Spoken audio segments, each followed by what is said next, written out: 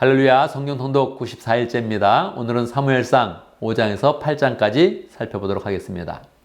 사무엘상 5장에서 6장까지는 이스라엘 백성들이 블레셋에게 언약궤를 빼앗기게 되었는데 그 결과가 어떻게 되었는지를 보여주고 있고요. 7장과 8장은 사무엘이 이스라엘의 지도자가 되어서 사사가 되어서 이스라엘 백성들을 어떻게 인도했는지를 보여주고 있습니다. 자, 사무엘상 5장입니다. 이스라엘 백성들이 블레셋에게 하나님의 임재를 상징하는 언약궤를 빼앗기게 되었죠. 그 결과가 어떻게 되었을까요? 블레셋 사람들은 언약궤를 가져와서 이것은 신물, 신성한 그런 물건이니까 자기들이 섬기는 다곤 신당, 그 신당 안에 언약궤를 안치를 했습니다. 그런데요, 그 다음날 안치하고 나서 다음날 보니까 다곤 신당이 코를 땅에 박고서 엎어져 있는 것입니다. 무슨 일일까? 이상하다 생각하고서 그냥 다곤 신당을 온전히 세워놨죠. 그랬는데 그 다음날 다시 보니까 다곤 신당이 또 엎어져 있고 이제는 목도 잘려져 있고 팔도 잘려져 있는 것입니다. 아, 이것은 언약궤 때문에 그렇구나 하는 것들을 알게 되었죠. 자, 그들이 그렇게 심각하게 생각하고 있을 때 하나님께서는 진노하사 블레셋 사람들을 심판했습니다. 그래서 아스돗, 그 지방이 아스돗이었는데 아스돗 지방에 악성 종기가 나서 많은 사람들이 막 신음을 하고 소리를 지르는 것입니다. 이상하다 생각을 해서 가드 지역으로 언약궤를 옮겼습니다. 그랬더니 또 이번에 또 다시 가드 지역에 있는 그런 사람들이 악성 종기가 나서 막 고통을 호소하면서 고통의 소리가 온 지방을 진동하고 있는 것입니다. 그래서 사람들이 알게 되었죠. 우리가 이 언약궤를 갖고 온 것이 잘못이구나. 돌려보내야 된다. 그렇게 생각을 했죠. 어떻게 돌려보내야 될까요? 막 의논을 이제 합니다. 여러분, 이 내용들은 하나님의 그런 권위를 보여주는 것이고 특별히 하나님의 주권을 나타내는 것입니다.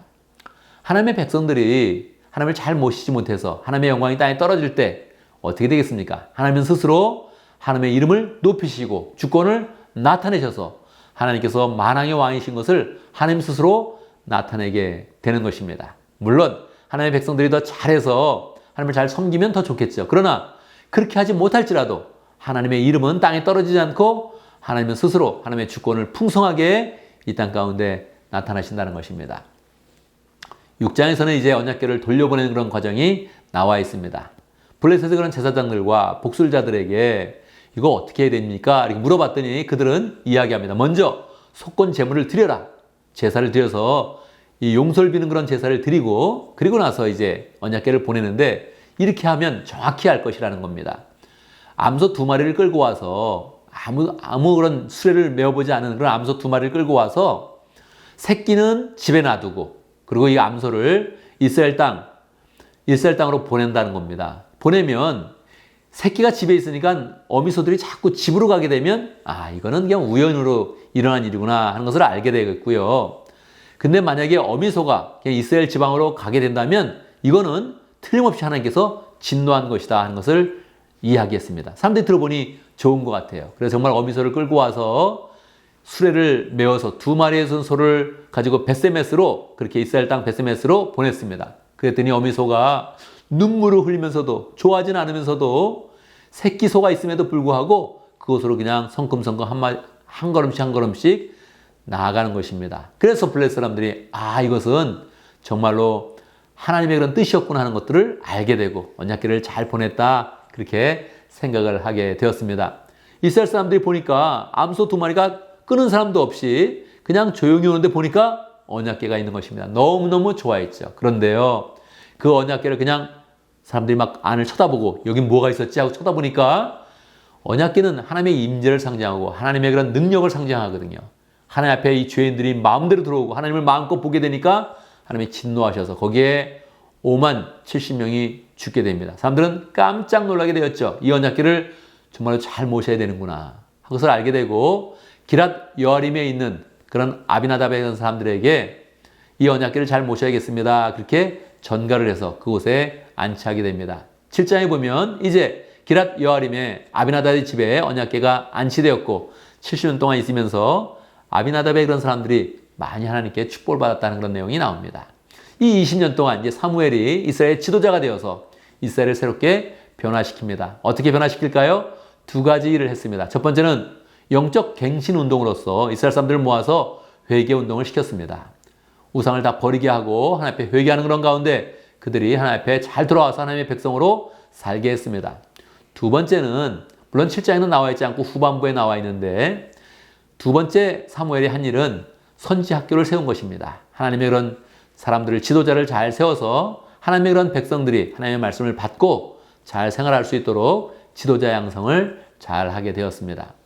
자, 이렇게 미스바에 모여서 이스라엘 백성들 다 모여서 회개 운동을 하고 있을 때 블레스 사람들이 이스라엘 백성들이 몰려있네. 한꺼번에 공격하면 한꺼번에 다 그들을 죽일 수 있겠다 생각하고 이스라엘로 쳐들어오게 됩니다. 그들은 지금 예배를 드리고 있고 기도를 하고 있는데 이 블레셋이 쳐들어온 것입니다. 어떻게 됐겠습니까? 하나님께서 이것을 용납하지 않았습니다. 나를 향해서 온 그런 백성들이 나에게 열심히 기도하고 회개하고 있는데 이 백성을 치려고 하나님께서 그냥 우박을 내리시고 하늘에서 직접 공격을 해서 블레셋을 치셨습니다. 그러니까 기도하던 그런 백성들이 이제 허겁지겁 도망가는 건 블레셋을 쳐서 블레셋이 다시는 사무엘이 살아있는 동안에 다시 쳐들어오지는 못하게 되었습니다.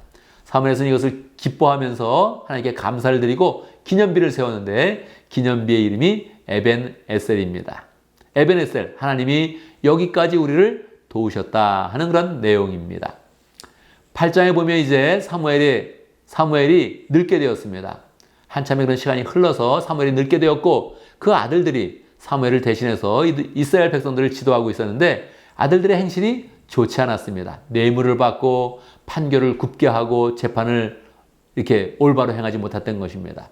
백성들이 사무엘에게 와서 우리에게 왕을 세워주십시오. 그렇게 이야기했습니다. 사무엘은 너무 기분이 나빴습니다. 자기를 인정하지 않고 자기의 아들들도 인정하지 않고서 그렇게 인정하지 않는 것이니까 기분이 나빠했는데 기도를 해봤더니 하나님께서 그렇게 말씀하십니다. 너를 버린 것이 아니라 이스라엘 백성이 너를 버린 것이 아니라 나를 버린 것이다. 자, 이스라엘 백성에게 왕이 어떤 존재인지 알게 해라. 그렇게 이야기를 해줍니다. 왕이 어떤 존재입니까? 왕이 세워지면 권력을 갖게 되고 자기 궁궐을 짓고 자기 군대를 만들고 자기 부하를 만들고 또 여인들은 자기 시종으로 만들 거라는 겁니다. 다 이야기했지만 이스라엘 백성들은 그래도 우리에게 왕이 필요합니다. 왕을 세워주십시오. 그렇게 이야기합니다.